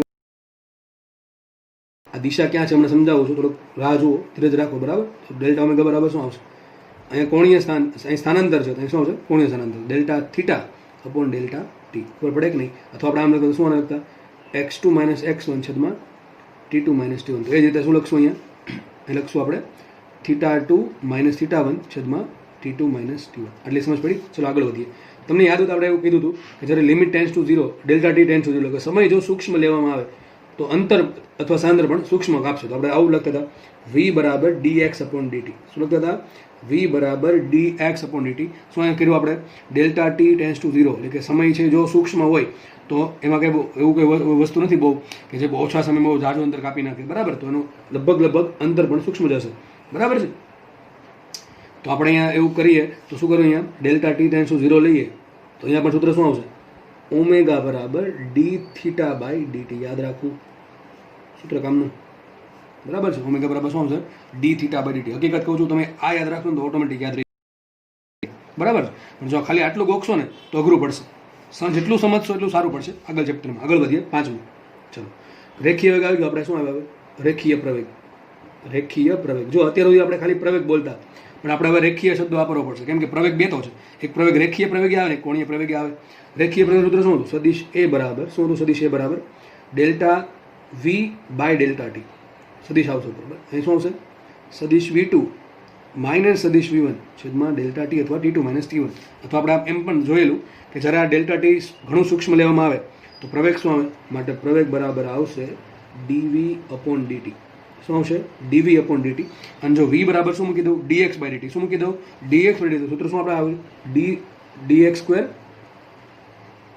d square x by dt square. શું આવશે? d square x by dt square. આ શું બતાવે છે? કે ભાઈ વેગનું તમે સમય સાપેક્ષે પહેલું વિકલન કરો તો પ્રવેગ મળે. અથવા એમ કહી શકાય, સોરી ફોર ધ ડિસ્ટર્બન્સ, તો આપણે અહીંયા હતા કે ભાઈ વેગનું એક વખત વિકલન કરો સમય સાપેક્ષે તો પ્રવેગ મળશે, રેખીય પ્રવેગ. અને એ જ રીતે સ્થાનનું તમે સમય સાપેક્ષે એક વખત વિકલન કરશો, પહેલું વિકલન શું આપશે? વેગ આપશે. અને અહીંથી એમ સાબિત થાય છે કે સ્થાનનું સમય સાપેક્ષે બીજું વિકલન કરો તો શું આપે? પ્રવેગ આપે. સેમ વસ્તુ અહીંયા એપ્લિકેબલ થશે. અહીંયા શું આવશે? કોણીય પ્રવેગ. શું આવશે? કોણીય પ્રવેગ. એના માટે આપણે સંજ્ઞા વાપરીએ છીએ કઈ? આલ્ફા. કઈ વાપરીએ છીએ? આલ્ફા. કોણીય વેગ માટે સંજ્ઞા કઈ છે? ઓમેગા. અહીંયા ઓમેગા આવશે, અહીંયા આલ્ફા આવશે. એટલે ખબર પડી કે ચલો આગળ વધીએ આપણે. ચલો, આલ્ફા કોને કહેવાય? તો સદિશ આલ્ફા ઇઝ ઇક્વલ ટુ શું આવશે? Delta omega by delta t. એટલે શું આવશે? ઓમેગા 2 માઇનસ ઓમેગા 1 છેદમાં T2 માઇનસ T1. આપણે આ ક્યારે વાપરશું? કે જ્યારે તમને ફેરફાર બહુ મોટો આપેલો હોય ત્યારે, સમયમાં અને ડેલ્ટામાં. જો સમય સૂક્ષ્મ લેવામાં આવે સૂત્ર શું આવશે? સિમ્પલ આપણે ખાલી મૂલ્ય લખું છું તો આલ્ફા બરાબર શું આવશે? D omega by d t. શું આવશે? D omega by d t. Omega બરાબર શું લખાય? D theta by d t. શું થઈ જશે અહીંયા? તો d square theta by d t square. શું આનું મિનિંગ શું છે? કે કોણીય વેગનું તમે સમય સાપેક્ષે પહેલું વિકલન કરો, એટલે કે ઓમેગાનું સમય સાપેક્ષે પહેલું વિકલન તમને શું આપે? કોણીય પ્રવેગ આપે. અને એ જ રીતે કોણીય સ્થાનનું એટલે કે થીટાનું સમય સાપેક્ષે બીજું વિકલન શું આપશે તમને? આલ્ફા આપશે, એટલે કોણીય પ્રવેગ. અને એ જ રીતે થીટાનું એટલે કે કોણીય સ્થાનનું સમય સાપેક્ષે પહેલું વિકલન શું આપે? ઓમેગા આપે. તો બધા સૂત્ર તમારે યાદ રાખવાના છે બધા ભાઈ, બરાબર છે. તો આપણે જસ્ટ તમને મેં કીધું, જો તમે આ ખાલી યાદ રાખશો, જો કે યાદ હશે તો આ યાદ નો ફિઝિક્સ મૂકી દેવું પડે અત્યારે તો, બરાબર છે. આટલું જ ખબર હશે જ તે, તો હવે તમને આ પણ ઓટોમેટિક યાદ રહી જશે, બરાબર. આપણે નેક્સ્ટ આગળ વધીએ. છઠ્ઠી વસ્તુ આપણે શું ભણ્યા? યાદ રાખો, અચળ પ્રવેગી ગતિના સમીકરણો. તો સેમ ટુ સેમ અહીંયા પેલા માટે પણ લખી શકાશે. અહીંથી પ્રશ્ન આવે નીટમાં, આઈએમપી. આ વસ્તુ આઈએમપી યાદ રાખજો, અહીંથી પ્રશ્ન આવે છે, બરાબર. ચલો, અચળ પ્રવેગી ગતિના સમીકરણો ક્યારે વપરાય? પહેલા તો રેખીય પ્રવેગ એ અચળ હોય તો જ લખે ને અચળ પ્રવેગી ગતિ, બરાબર છે. આપણે ધાર લેશું કે આપણો જે આલ્ફા છે એ કેવો છે? સોરી, પ્રવેગ કેવો છે? અચળ. પ્રવેગ અચળ તો તમને બધાને ખબર હશે. પ્રવેગ અચળ મતલબ શું થાય? કે વેગ છે એમાં સતત સરખો વધારો થતો હોય, સમયની સાથે વેગમાં સતત સરખો વધારો કે ઘટાડો થાય તો રેખીય પ્રવેગ અચળ હોય. અને જો ઘટાડો થતો હોય તો શું કહેવાય? રેખીય પ્રતિપ્રવેગ. અચળ રેખીય પ્રતિપ્રવેગ, બરાબર. આગળ વધીએ તો ચલો, આપણે પહેલું સમીકરણ શું આવશે આમાં? બધાને ખબર હશે, વી બરાબર શું હોય? V0 plus at. શું હોય? વી બરાબર V0 પ્લસ એટી. હું ઉપર સદિશ કરતો નથી. સદિશ કરો તો આપણે લખાય સદિશ V ઇઝ ઇક્વલ ટુ સદિશ V0 પ્લસ સદિશ A ઇન્ટુ ટી, બરાબર કે નહીં? આટલી ખબર હશે બધાને. સદિશ કરો કે ના કરો, તમને બધું કરાવેલું જ છે આ. અને તમે ચાહો, તમારી ચાહત હોય તો તમે ઉપર સદિશ પણ મૂકી શકો છો. ચલો, આ પહેલું સમીકરણ છે. તો આપણે અહીંયા લખીએ એક કામ કરો, હું તો પહેલાં બધાના સમીકરણ લખી નાખું છું, પછી આપણે લખીએ. પછી આપણે લખ્યું હતું ડી બરાબર V0t plus half a t square. શું હતું? ડી બરાબર V0t પ્લસ હાફ એટી. આ ડી શું છે? સ્થાન છે કે અંતર છે કે સ્થાનાંતર છે? ડી શું છે? આ મેં રેખીય ગતિ ભણાવ્યું હતું ત્યારે પણ કીધું હતું ક્લાસમાં કે મોસ્ટલી લોકો અહીંયા ભૂલ કરે છે. What is D actually? Exactly what is D? D શું છે એક્ઝેક્ટલી? ડી છે સ્થાનાંતર. શું છે ડી? સ્થાનાંતર. ધારો કે પદાર્થ એક દિશામાં ગતિ કરે, ત્યાં શું લખાય? ડેલ્ટા એક્સ લખાય. શું લખાય? ડેલ્ટા એક્સ લખાય. શું exactly? x2 minus x1 is equal to V0t plus half a t square. આ પ્રમાણે સૂત્ર છે. અથવા આમ પણ લખી શકો તમે, D2 માઇનસ D1 અંતિમ સ્થાન માઇનસ પ્રારંભિક સ્થાન ઇઝ ઇક્વલ ટુ શું આવશે? V0t plus half a t square. તો યાદ રાખો, આ સમીકરણમાં જે ડી આવે છે એ સ્થાન નથી, અંતર નથી. એ શું છે? સ્થાનાંતર છે. એટલે આપણે સદિશ ડી આવે. અંતર અદિશ રાશિ પણ સ્થાનાંતર સદિશ રાશિ. એટલા માટે સદિશ ડી ઇઝ ઇક્વલ ટુ સદિશ V0t પ્લસ હાફ સદિશ એ ઇન્ટુ ટી સ્ક્વેર, અથવા x2 minus x1 is equal to V0t plus half a t square. તમને યાદ હોય તો આપણે ખાલી x બરાબર લખીએ. x બરાબર x કરે લખાય. x હકીકત શું છે? ડેલ્ટા એક્સ છે. શું છે ત્યાં? ડેલ્ટા એક્સ છે. જો પ્રારંભિક સ્થાન 0 લઈ લઈએ, x1 0 મૂકું, D1 0 મૂકું, તો શું આવશે? ખાલી x2. શું આવશે અહીંયા? ખાલી x2. આપણે x2 ને x કહી દીધું, તો શું લઈ ગયો અહીંયા? x બરાબર V0t plus half a t square. x બરાબર સ્થાન છે. x બરાબર જૂનું નથી. x is not mean to old, x is mean to position. બરાબર? તો x બરાબર સ્થાન છે. તો આપણે આગળ વધીએ. છેલ્લું સમીકરણ આ. બીજું પહેલું સમીકરણ આ છે, બીજું સમીકરણ આ છે, ત્રીજું સમીકરણ શું છે? v² માઇનસ V0² બરાબર 2AD. આને સદિશ સ્વરૂપે લખો તો આમ લખાય, v² માઇનસ V0² બરાબર 2 સદિશ એ ડોટ સદિશ ડી. કાર્ય ઉર્જા પાવરમાં સમજાવેલું છે આ બધું, કે આપણે અહીંયા શું કહેવાય? એમ વડે ગુણો, આ બાજુ એમ વડે ગુણો, બે છેદમાં લાવો તો એમ ઇન્ટુ એ થઈ ગયું એફ, એફ ડોટ ડી કહેવાય કાર્ય. તો શું સાબિત થઈ ગયું? કાર્ય ઉર્જા પ્રમેય, W બરાબર ડેલ્ટા કે. તો આપણે એક કામ કરીએ, આ જે 3 સમીકરણ છે એને આપણે હવે અહીંયા સાઈડમાં લખવાનું ટ્રાય કરીએ. કયા 3 સમીકરણ? મેઇન 3 સમીકરણ આ, એક આ, બીજું આ છે અને ત્રીજું છે આ, અથવા ગમે ગણી શકો તમે. ચલો આપણે લખીએ હવે. પણ અહીંયા અચળ પ્રવેગ છે, તો અહીં શું આવશે? અચળ રેખીય પ્રવેગ. શું આવશે એક્ઝેક્ટલી? રેખીય પ્રવેગ. તો અહીંયા આવશે આપણે અચળ કોણીય પ્રવેગ. શું છે? આલ્ફા ની ગતિના સમીકરણો. તો પહેલા ક્યારે વપરાય? આલ્ફા અચળ હોય તો જ. ક્યારે વપરાય? આલ્ફા અચળ હોય તો. ટૂંકમાં પંખો છે એક ફિક્સ ઝડપે ફરતો હોય તો વપરાય કે ન વપરાય? પંખો છે એક ફિક્સ ઝડપે ફરે છે તો આ સમીકરણ વપરાય? વાપરી શકો. પણ એના માટે આલ્ફા કેટલો હોય? 0. પંખો, મેં કીધું પંખો છે એક ફિક્સ RPM પર ફરે છે, તો એના ઓમેગામાં ચેન્જ જ નથી આવતો. સમજો કે નહીં? ઓમેગામાં ચેન્જ આવે તો આલ્ફા ઉત્પન્ન થાય. અથવા તમે એમ કહી શકો કે પંખાની ઝડપ છે, તમારી પાસે કોઈ એવો પંખો છે કે એની તમે બનાવ્યો હોય, ધારો કે તમે ડિઝાઇન કર્યો એવો અને મેન્યુફેક્ચર કર્યો એવો પંખો, એવો ફેન કે જેની ઝડપ 1 સેકન્ડમાં 1 આંટો વધે, 1 સેકન્ડમાં 1 આંટો વધે, તેના માટે આલ્ફા અચળ હોય બદલાય, અચળ હોય. અને કેવો છે? ધન હશે. બરાબર છે? તો કેવા કિસ્સામાં આપણે એક્ઝેક્ટલી સમીકરણ વાપરશું? ચલો મુખ્ય કિંમત જો વી ને શું કીધું આપણે? વી જે રેખીય વેગ છે એ શું થઈ જાય? કોણીય પ્રવેગ. તો વીની જગ્યાએ આવશે ઓમેગા. બહુ આઈએમપી, મોસ્ટ આઈએમપી સમીકરણ છે આ. દાખલો આમાંથી પૂછાવાના 100% ચાન્સ છે નીટમાં આવે. સમજો. બરાબર? બહુ આઈએમપી વસ્તુ છે ઇઝી વસ્તુ પણ બહુ આઈએમપી વસ્તુ છે. તો હંમેશા એવું નથી જરૂરી કે જે અઘરી વસ્તુ હોય જ આઈએમપી હોય. ઇઝી વસ્તુ પણ આઈએમપી હોઈ શકે. તો જે વેગ છે એ થઈ જશે કોણીય વેગ. જે પ્રારંભિક વેગ છે એ થઈ જશે પ્લસ છે. સૂત્ર શું આવી ગયું? ઓમેગા બરાબર ઓમેગા 0 પ્લસ આલ્ફા ટી. તમને જો આનો દાખલો પૂછાય અને તમે કન્ફ્યુઝ થઈ જાઓ તો તમે આને રેખીય ગતિ જોડે કમ્પેર કરી શકો છો. રેખીય ગતિના જે સમીકરણો છે એ જ ચા ગતિના છે. બરાબર? તો આગળ વધીએ આપણે. એ ડી છે. ડી શું છે? સ્થાનાંતર છે. તો એ સ્થાનાંતર જગ્યાએ શું આવશે? કોણીય સ્થાનાંતર. લખાય શું? Delta theta. ડી જગ્યાએ શું આવશે? Delta theta is equal to omega 0t plus half a t સ્ક્વેરની જગ્યાએ હાફ આલ્ફા ટી સ્ક્વેર. અથવા આમ પણ લખી શકો તમે θ2 minus θ1 is equal to omega 0t plus half alpha T square. આ બધા સમીકરણ આઈએમપી. બરાબર? અને કંઈ યાદ રાખવાની જરૂર નથી. ઓટોમેટિક તમને યાદ જ છે ઓલરેડી, કારણ કે આ તમને આવડે જ છે. એટલે આ ઓટોમેટિક આવડશે. ચલો લાસ્ટ સમીકરણની વાત કરીએ. અહીં V² છે તો શું આવશે? Omega square. શું આવશે અહીંયા? Omega square. લખાય શું અહીંયા? Omega square minus omega 0² is equal two 2 alpha. અને ડી શું આવશે? થીટા અથવા ડેલ્ટા થીટા. ડી શું બતાવશે? સ્થાનાંતર બતાવશે.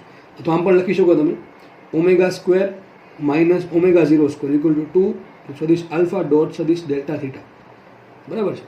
તો સિમ્પલ તમે જનરલી આ સમીકરણ વધારે થશે આનું, કારણ કે આમાં સ્થાનાંતર છે ને અદિશ ગુણાકાર સ્વરૂપે દર્શાવતો નથી. તો ઘણી વખત તમે આ સમીકરણ લખશો નહીં તો ચાલશે, બરાબર છે. મોસ્ટલી આ સમીકરણનો યુઝ થશે. તો omega square minus omega 0 square is equal two 2 alpha T. ચલો વાત કરી દઈએ.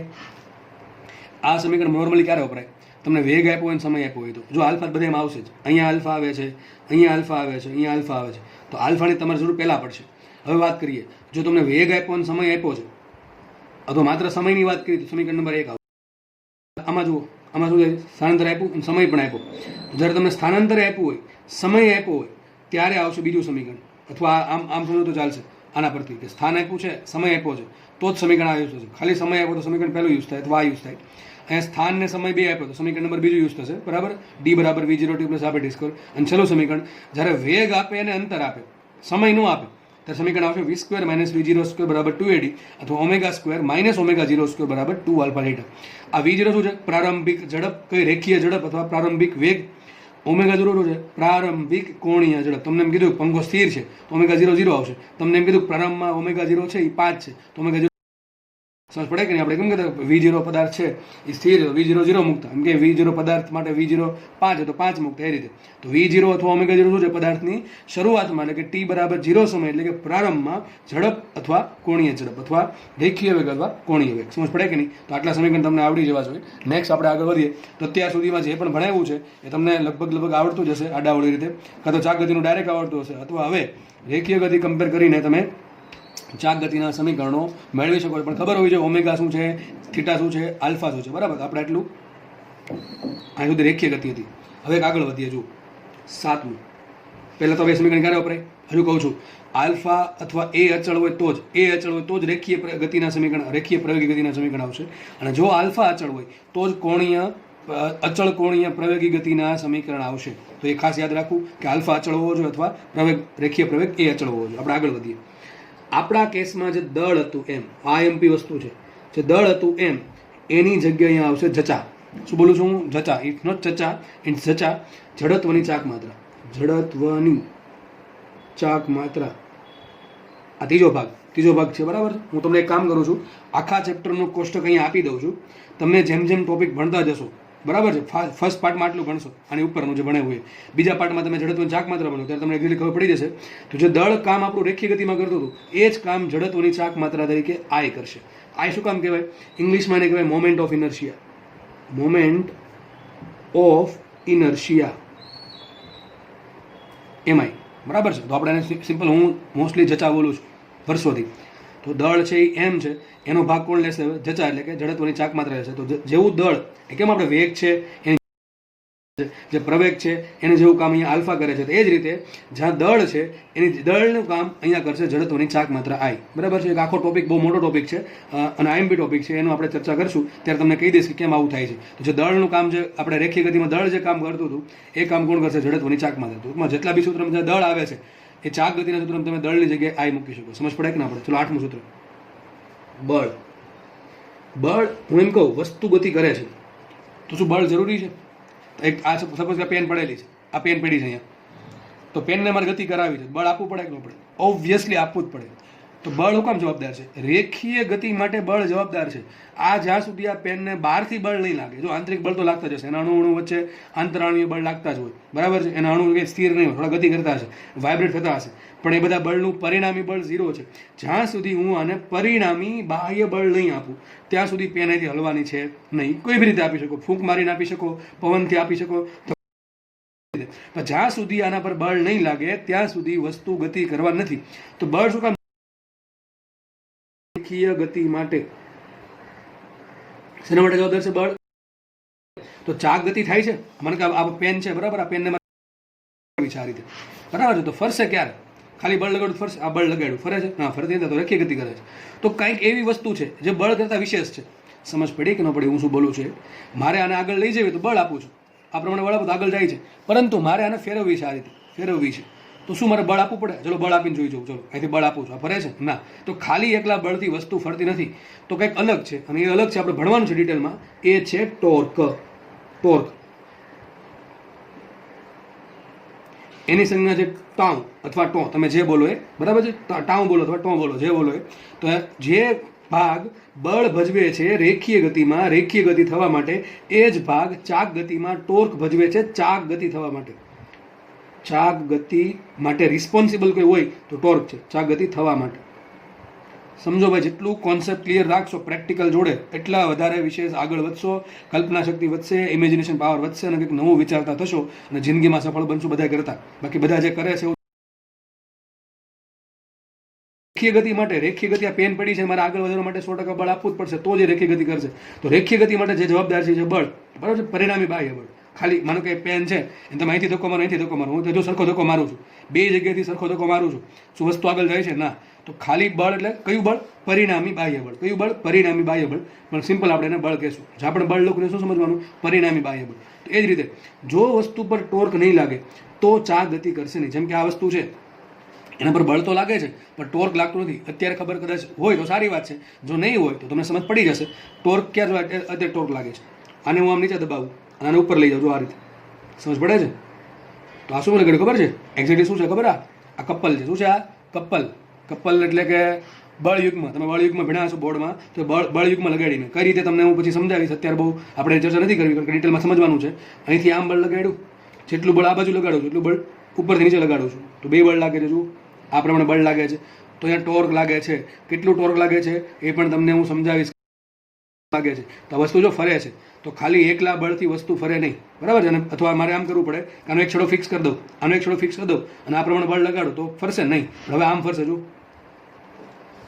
ઘણા દેશોના એક જ બળ લાગે, એક બળ નહીં બીજું બળ અહીંયા લાગે છે. આ બળ શું ટ્રાય કરે? આને તોડવાનું ટ્રાય કરે, પણ તોડવા દેશે? આનું કાંઈ અહીં સપોર્ટ આપી દીધો મેં અને પકડી રાખ્યું તો મારા બળ, મારી આંગળી પર બળ લગાડે વિરુદ્ધ દિશામાં, બરાબર છે. તો બે હકીકતે કપલ જ લાગે. શું લાગે છે? અહીંયા પણ કપલ જ લાગે છે. તમને પછી સમજાવીશ. તો જો ચાક ગતિ કરે છે, ઘણાના મનમાં એવું રાખે, ઘણા એવું મનમાં રાખે કે આખું આમ ફરી જાય ને તો જ ચાક ગતિ કહેવાય. અરે ભાઈ એવું નથી કે આખો રાઉન્ડ ફરે તો જ ચાક ગતિ થાય. પેન સામું જુઓ, પેન કેટલું જો અહીંયા આ પ્રમાણે છે, પેન આમ જાય છે તો રેખી ગતિ થાય, પણ પેન જો આ પ્રમાણે જાય છે, આ એટલી ચાક ગતિ જ કહેવાય. ભલે એટલું તમારે જે 4 વ્હીલર હશે એમાં આગળ વાઇપર આવે, વરસાદ આવતો ત્યારે આપણે વાઇપર સ્ટાર્ટ કરીએ તો વાઇપર શું કરે? ચાક ગતિ જ કરે છે. આ રીતે સમજ પડે કે નહીં?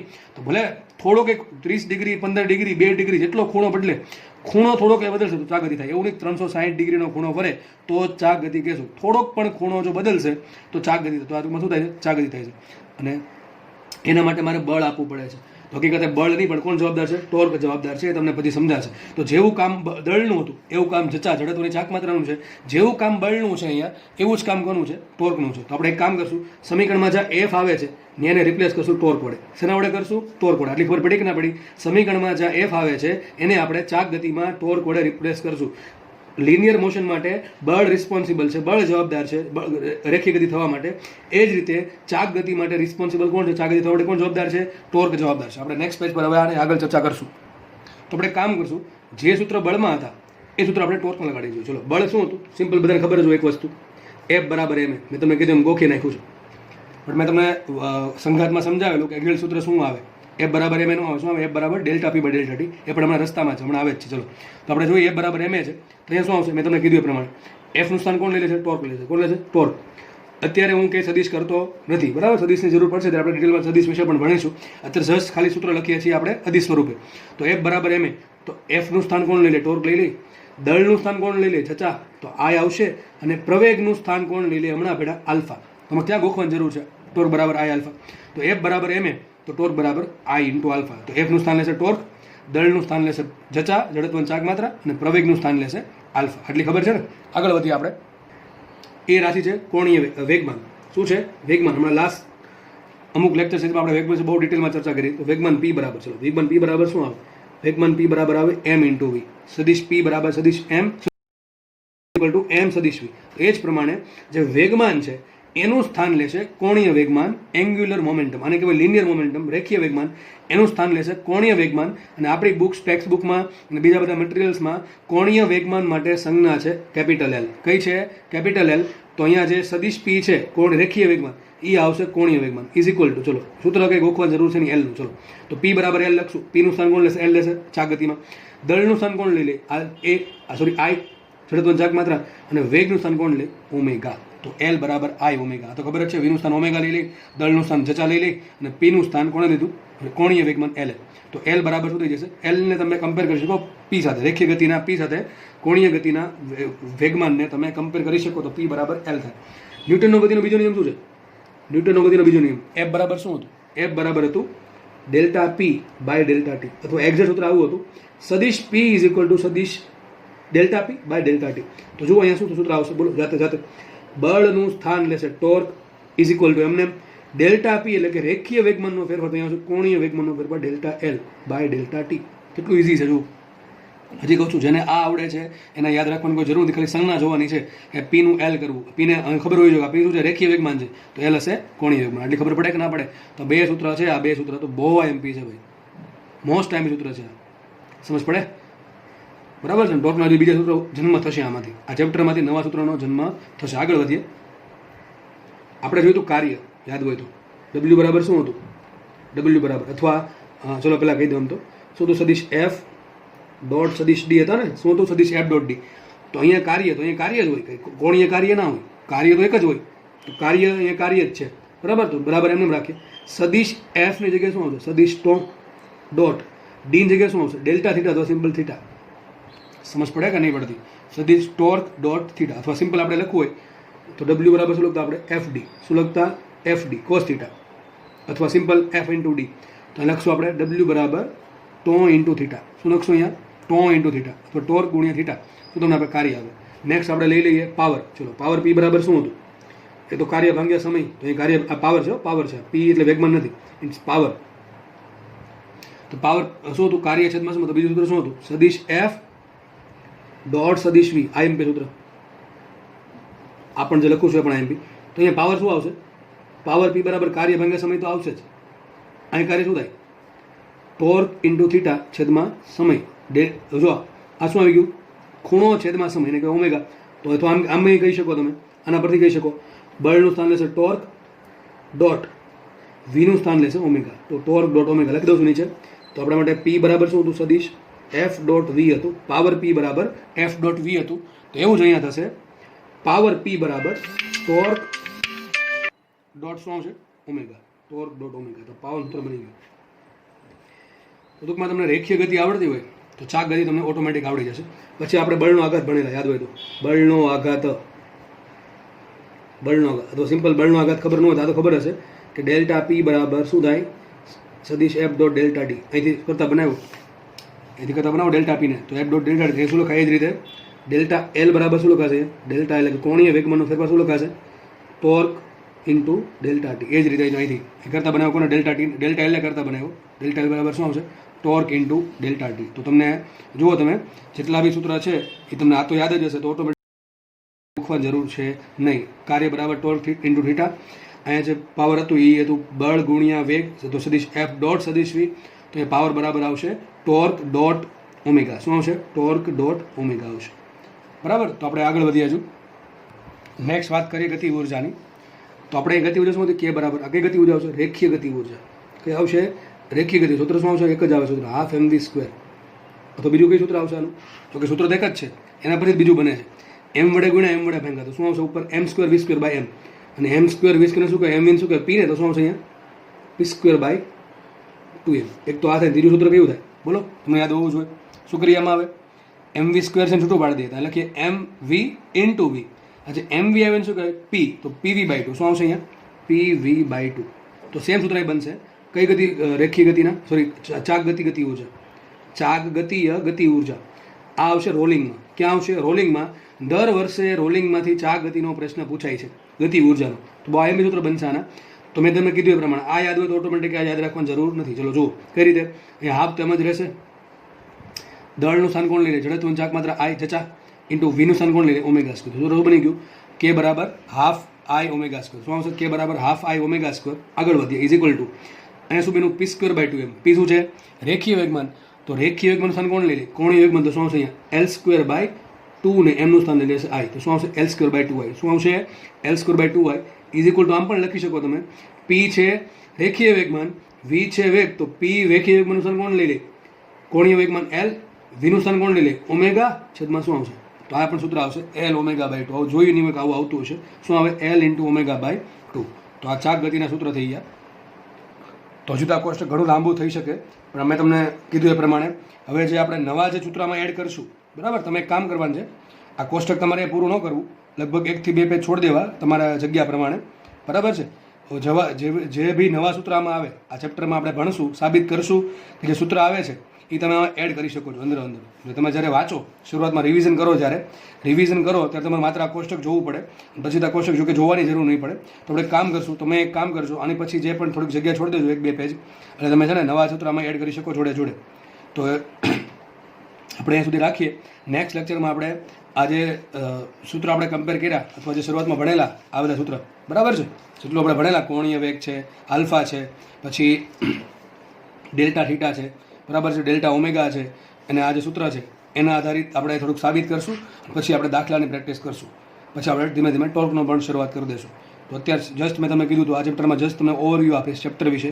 તો પહેલાં આપણે એ ભણ્યા ચાક ગતિ કોને કહેવાય, ચાક ગતિ રેખી ગતિમાં શું ફરક છે એ ભણ્યા, ભ્રમણાક્ષ કોને કહેવાય, દઢ પદાર્થ કોને કહેવાય, ઓમેગા શું છે, આલ્ફા શું છે, થીટા શું છે, સમય શું છે, બરાબર છે. પછી આપણે જોયું કે જે રાશિઓ રેખી ગતિમાં ભાગ ભજવે છે એવો જ ભાગ બીજી કોઈક રાશિઓ એના જેવો જ ભાગ ચાક ગતિમાં ભજવે. તો આપણે પછી બેને કમ્પેર કર્યા, પછી આપણે સૂત્ર લીધા. છેલ્લે અહીંથી થોડુંક અલગ પડે છે ભાગ. દળનું સ્થાન લઈ આઈ, બળનું સ્થાન લઈ ટોર્ક. આ ટોર્ક બહુ મસ્ત વસ્તુ છે, બરાબર છે, આપણે એ પણ જોશું ધીમે ધીમે. પછી જે એફ બરાબર એમ હતો, ટોર્ક બરાબર આઈ ઇન્ટુ આલ્ફા, એમની જગ્યાએ આઈ મૂકી દીધું, બરાબર. એ પ્રમાણે આપણે ધીમે ધીમે સૂત્ર જોયા. અને તમે થોડુંક આનું રિવિઝન કરશો એટલે તમને વ્યવસ્થિત સમજ પડી જાય. અને જોડે હું જે બોલું છું, ઘણી વખત એવું થાય કે હું ઘણી વસ્તુ બોલતો હોય પણ લખતો ના હોય, તમને જેવું લાગે કે ભાઈ લખવા લાયક છે, તમે જોડે જાતે લખી દેવી. અને મેં તમને કીધું પણ અહીંથી થોડીક જગ્યા છોડી રાખજો તમારા ચોપડામાં, બુકમાં, તમારી જે મેન બુક હોય એમાં. એટલે તમે જે નવા સૂત્ર આવે છે હું તમને કહીશ નહીં, બરાબર, કે તમે એડ કરી દો. તમને એવું લાગે કે આ સૂત્ર એડ કરવા લાયક છે, એમ કહી દઉં કે ટોર્ક બરાબર એફ ક્રોસ આર, અરે આર ક્રોસ એફ, તમે એડ કરી દેવું. આમાં મેં સૂત્ર ખાલી ટોર્કનું એક જ આપ્યું, આઈ ઇન્ટુ આલ્ફા, પણ બીજું સૂત્ર આ પણ છે, આર ક્રોસ એફ અથવા આર એફ સાઇન થીટા. તો એ પણ તમે આમાં એડ કરી શકો છો. એટલે જ્યારે રિવિઝન કરો ત્યારે બધા સૂત્ર એક જોડે મળી જાય તો આપણે સારું પડે. એટલા માટે કહું છું કે જગ્યા છોડી રાખજો, એટલે તમે બેટર વેમાં તમે લખી શકો અને યાદ રાખી શકો. તો લેક્ચરમાં 100% તમને મજા જ આવી હશે. જો તમે ઇન્ટરેસ્ટ દાખવશો, રસ દાખવશો, તો 100% તમને એમાં કંઈક શીખવા જ મળ્યું હશે. બધા બરાબર કદાચ આગળ ભણેલા હશો છતાં પણ તમને કંઈક નવું શીખવા મળ્યું જ હશે, મને ગેરંટી છે, ખબર છે, બરાબર છે. તો હવે આપણે આગળના લેક્ચરમાં ફરી મુલાકાત કરશું, અને ત્યાં સુધી આપણે જેટલું ભણાવ્યું છે એનું રિવિઝન કરવું. અને લેક્ચર જોવા બદલ બધાનો ખૂબ ખૂબ આભાર. Thank you so much.